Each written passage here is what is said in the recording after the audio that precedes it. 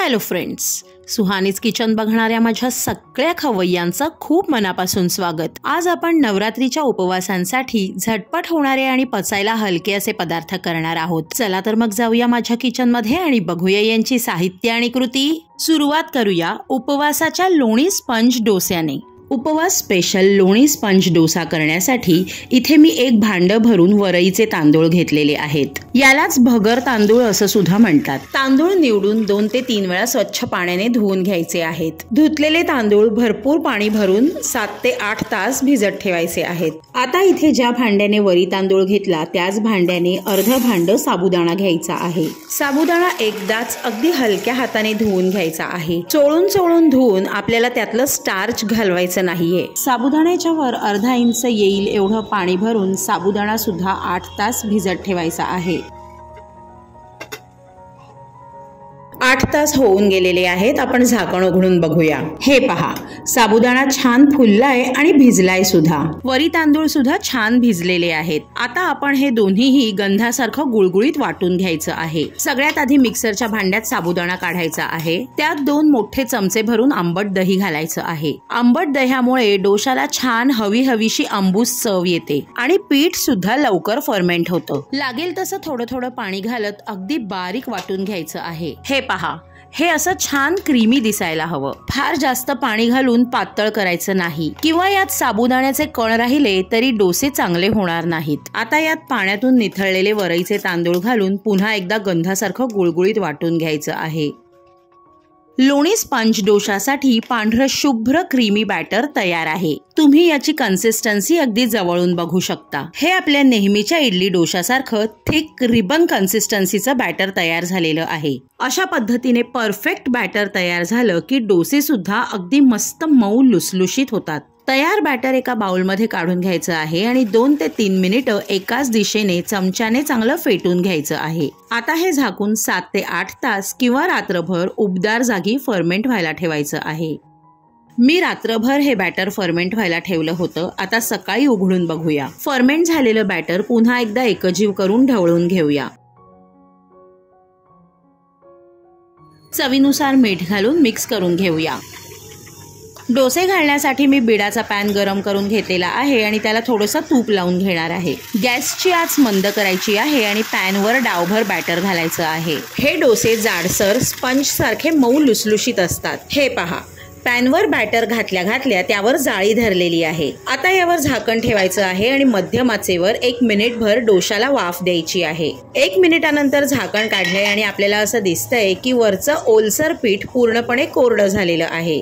आता यावर 1 चमचा भरून लोणी लावून घ्यायचं आहे। हे माझं घरचं ताजं काढलेलं लोणी आहे।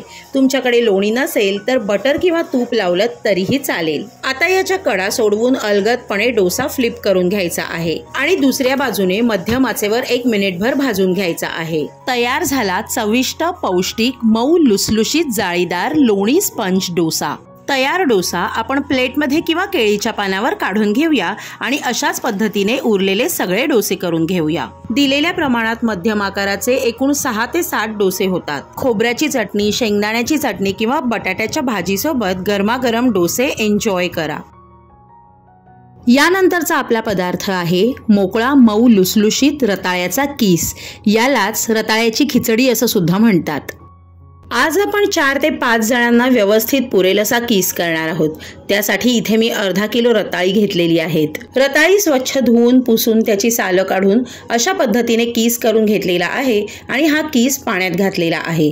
किस पाण्यात घातला की तो काळा पडत नाही। किस फोडणीला घालण्याआधी तो पाण्यातून पिळून एका मोठ्या पसरट भांड्यात काढायचा आहे आणि हाताने तो असा मोकळा करून घ्यायचा आहे। आता यात घालायचं आहे 1 वाटी भरून भाजलेल्या शेंगदाण्याचं भरड कूट, चवीनुसार मीठ आणि 1 लहान चमचा भरून साखर। आता हे सगळं छान मिक्स करून घ्यायचं आहे। अशा पद्धतीने साखर, मीठ आणि कूट रताळ्याला आधीच लावून घेतलं की ते लवकर मऊ पडतं आणि छान शिजतं। ही सगळी तयारी झाल्यानंतरच मंद आचेवर एक जाड बुडाची कढई तापवून घेतलेली आहे आणि त्यात 1 टेबलस्पून तूप घातलेलं आहे। तुम्ही तुमच्या आवडीनुसार तेल, तूप काहीही वापरलं तरी चालेल, पण उपवासाचे पदार्थ तुपाच्या फोडणीत अधिक रुचकर लागतात। गरम तुपात 1 टीस्पून जिरं घातलेलं आहे आणि जिरं चांगलं लाल होऊ द्यायचं आहे। तुमच्याकडे उपवासाला जिरं चालत नसेल तर वगळत तरीही चालेल। 7 ते 8 हिरव्या मिरच्या बारीक चिरून फोडणीत घातलेल्या आहेत. मिरच्यांचं प्रमाण तुम्हाला कितपत तिखट आवडतं त्यानुसार कमी अधिक करा. 1 टेबलस्पून आल्याचा किस घालून परतून घेऊया. रताळ्याच्या किसात आल्याचा किस अतिशय अफलातून लागतो. आता यात तयार करून ठेवलेला रताळ्याचा किस घालायचा आहे आणि मंद आचेवर फोडणीत चांगला 2 ते 3 मिनिटं खमंग परतून घ्यायचा आहे. रताळी लहान आणि कोवळी असतील तर पटकन शिजतात. शिजण्यासाठी त्यांच्यावर पाण्याचा हबका मारायची आवश्यकता लागत नाही. पण रताळी जून आणि जाडसर असतील तर मात्र त्यांना शिजण्यासाठी पाण्याचा एक हबका मारावा लागतो. मी घेतलेली रताळी अतिशय नाजूक होती, त्यामुळे त्याच्यावर मला पाण्याचा हबका मारावा लागला नाही. पण तुम्ही घेतलेली रताळी जर जून असतील तर या स्टेजला पाण्याचे 1-2 हबके म्हणजे 3 ते 4 चमचे पाणी याच्यावर आत्ता या स्टेजला मारून घ्या. आता कढईवर एक खोलगट झाकण ठेवायचं आहे आणि झाकणात ग्लासभर पाणी घालायचं आहे. मंद आचेवर या पाण्याच्या वाफेवर रताळ्याचा किस छान शिजून निघेल. 5 मिनिटात तुम्ही बघू शकता झाकणातल्या पाण्यावर वाफेचे बुडबुडे यायला लागलेले आहेत. आपण झाकण उघडून बघूया. रताळ्याला छान वाफ आलेली आहे आणि रताळी शिजल्याचा सात्विक सुगंध घरभर पसरलेला आहे. या स्टेजला रताळ्याचा किस शिजला नाहीये असं तुम्हाला वाटलं तर मगाशी आपण काढलेलं गरम पाण्याचं झाकण पुन्हा एकदा कढईवर ठेवा आणि मंद आचेवर 3 ते 4 मिनिटाची एक वाफ पुन्हा एकदा द्या. रताळ्याचा किस मस्त शिजलेला आहे. हे पहा, मी तुम्हाला अगदी जवळून दाखवते. वरच्या व्हिडिओमध्ये आपण सुरुवातीला कढईत घातलेला किस दिसतोय. लांबलचक करकरीत दिसणारा किस शिजल्यानंतर आळून मौसूत होतो. वरून ताजी हिरवी कोथिंबीर बारीक चिरून घालायची आहे. तुमच्याकडे उपवासाला कोथिंबीर खात नसतील तर वगळली तरीही चालेल. आणि गरमागरम सात्विक उपवासाचा रताळ्याचा किस सर्व्ह करूया. रताळ्यामध्ये भरपूर प्रमाणात हेल्दी कार्ब्स आणि पोटॅशियम असतात. त्यामुळे स्त्रियांनी आणि वाढत्या वयातल्या मुलांनी आठवड्यातून 2 ते 3 वेळा रताळं आवर्जून खावं. म्हणूनच उपवास नसतानाही रताळ्याचा किस मी नाश्त्यासाठी किंवा मुलांच्या टिफिनसाठी बऱ्याच वेळा करते. वरून भरपूर ओलं खोबरं घाला, लिंबाचा रस पिळा आणि आंबट, गोड, तिखट, चटपटीत तरीही पौष्टिक आणि सात्विक असा रताळ्याचा किस एन्जॉय करा. आता आपण करणार आहोत साबुदाण्याची मऊ लुसलुशीत खमंग खिचडी थोडीशी वेगळ्या पद्धतीने. साबुदाणा खिचडी करण्यासाठी मी इथे 2 कप साबुदाणा घेतलेला आहे. वजनात हा 350 ग्रॅम आहे आणि एवढी खिचडी 4 माणसांना सहज पुरेल. आता हा साबुदाणा 2 ते 3 वेळा स्वच्छ पाण्याने धुवून घ्यायचा आहे. साबुदाणा धुताना तो हाताने चोळायचा किंवा मोडायचा अजिबात नाही. पाण्यातून एकदा हलकेच हात फिरवायचा आहे, म्हणजे जी काही पांढरी खळ असेल ती सगळी निघून जाईल. मी 3 वेळा साबुदाण्यात पाणी भरून आणि उपसून स्वच्छ धुवून घेतलेला आहे. आता आपल्याला हा साबुदाणा भिजत घालायचा आहे. त्यासाठी साबुदाणा संपूर्ण बुडेल आणि वर अर्धा सेंटीमीटर पाणी राहील इतकं पाणी यात घालायचं आहे. झाकून 6 ते 7 तास मुरायला ठेवला की साबुदाणा छान फुलतो आणि अतिशय सुरेख मोकळी खिचडी होते. रात्रभर ठेवल्यास अतिशय उत्तम. मी रात्रभर साबुदाणा भिजत ठेवला होता. आता आपण झाकण उघडून बघूया. हे पहा, साबुदाणा खूप छान फुलून आलेला आहे आणि पाणी अगदी आतपर्यंत झिरपलेलं आहे. इथे मी मध्यम आकाराचे 2 बटाटे स्वच्छ धुवून घेतलेले आहेत आणि त्याची सालं न काढता पातळ काचऱ्या करून घेतलेल्या आहेत. या काचऱ्या मी पाण्यात भिजत घातलेल्या आहेत म्हणजे काळ्या पडणार नाहीत. 1 कपभर शेंगदाणे मंद आचेवर खरपूस भाजून घेतलेले आहेत आणि याची सालं न काढता मी याचं भरड कूट करून घेणार आहे. दाण्याचं कूट अगदी बारीक केलं तर खिचडी गिच्च गोळा होते. दाण्यांचं कूट करताना मी कधीच त्याची सालं काढत नाही. एकतर वेळ वाचतो आणि पसारा सुद्धा होत नाही. आता दाण्यांचा कूट भिजवलेल्या साबुदाण्यामध्ये घालायचं आहे, पण यातलं 2 चमचे कूट मी वगळलेलं आहे, जे मी नंतर फोडणीत घालणार आहे. 1 टीस्पून साखर घातलेली आहे. ही ऐच्छिक आहे, तुम्हाला आवडत नसेल तर वगळली तरीही चालेल, पण थोड्याशा साखरेमुळे खिचडीला अप्रतिम चव येते. चवीनुसार मीठ घालून सगळं छान मिक्स करून घ्यायचं आहे. फोडणीत घालण्यापूर्वी साबुदाणा अशा पद्धतीने तयार करून ठेवला की दाण्याचं कूट, मीठ, साखर साबुदाण्यावर छान बसतं, आतपर्यंत मुरतं आणि खिचडी मऊ लुसलुशीत आणि चवीला अतिशय खमंग होते. जाड बुडाच्या कढईत मी 3 टेबलस्पून तूप घातलेलं आहे. तुम्ही तेल, तूप काहीही घेऊ शकता, पण आमच्याकडे साजूक तुपात केलेली खिचडीच अतिशय आवडते. तूप गरम झाल्यावर त्यात 1 टेबलस्पून जिरं घालायचं आहे आणि जिरं लाल झाल्यावर 5 ते 6 हिरव्या मिरच्यांचे काप घातलेले आहेत. मिरच्यांचं प्रमाण तुम्हाला कितपत तिखट आवडतं त्यावर अवलंबून आहे। 2 मिनिटं मिरच्या परतून झाल्यावर घालायचे आहेत बटाट्याचे काप आणि हे काप सुद्धा मंद आचेवर 1 मिनिटभर परतून घ्यायचे आहेत। आता कढईवर झाकण ठेवून मंद आचेवर 5 मिनिटं वाफ काढायची आहे। 5 मिनिटं होऊन गेलेली आहेत। आपण झाकण उघडून बघूया। तुम्ही बघू शकता बटाटे छान गोल्डन ब्राऊन झालेले आहेत आणि मी तुम्हाला अगदी जवळून दाखवते। हे पहा, बटाटे मस्त शिजलेले पण आहेत। जर पहिल्या वाफेत बटाटे शिजले नाहीत तर पुन्हा झाकण ठेवून 2 ते 3 मिनिटं मंद आचेवर वाफ काढा। आता यात घालायचा आहे 1 टीस्पून आल्याचा कीस आणि मगाशी वगळलेलं 2 चमचे दाण्याचं कूट आणि बटाट्यांसोबत सगळं मिक्स करून घ्यायचं आहे।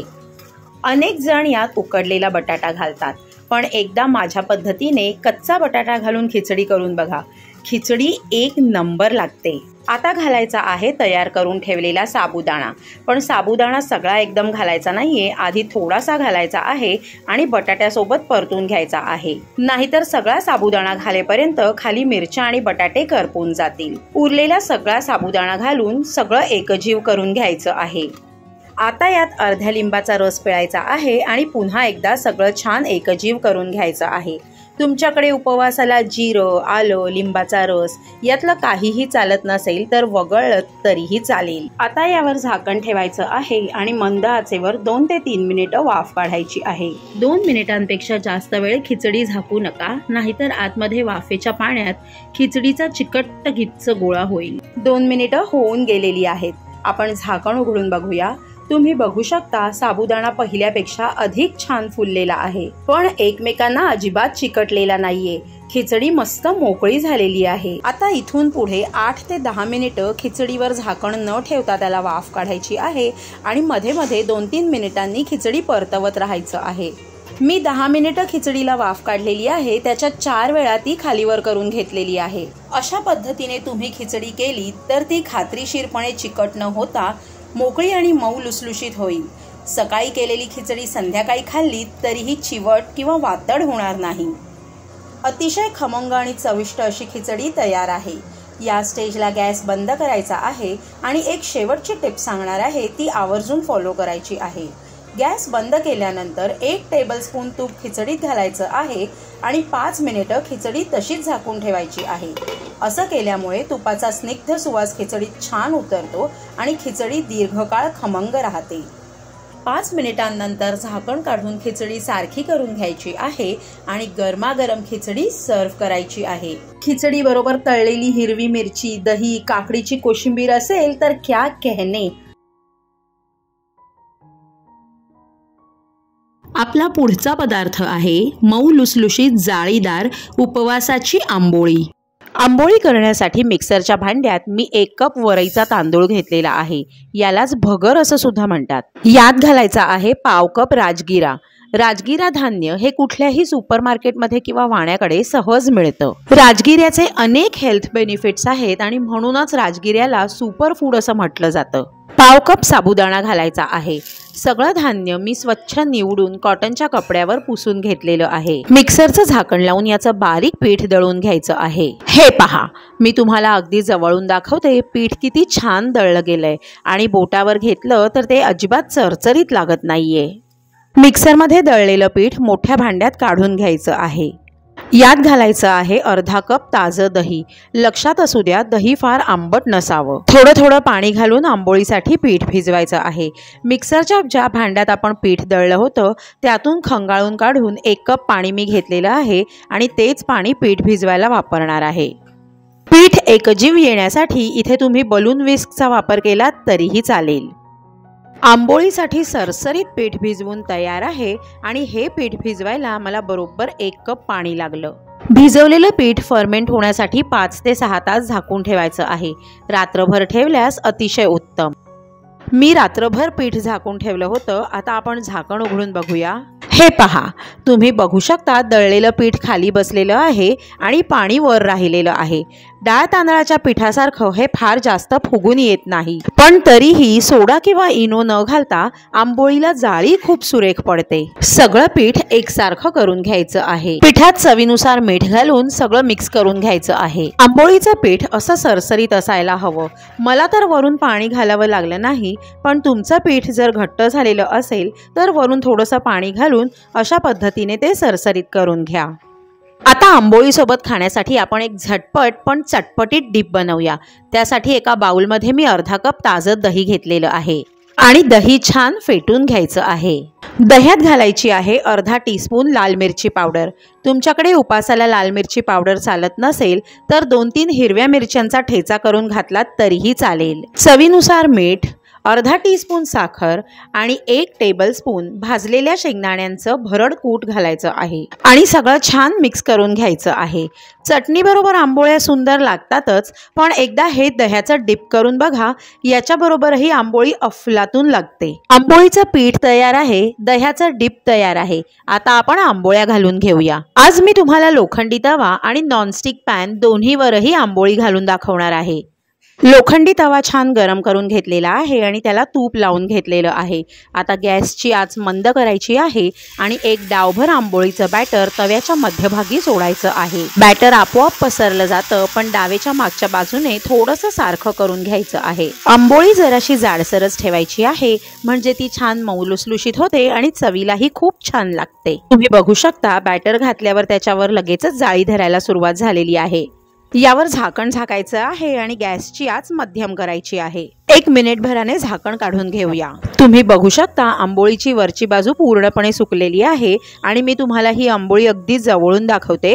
हे पहा किती छान जाळी पडलेली आहे।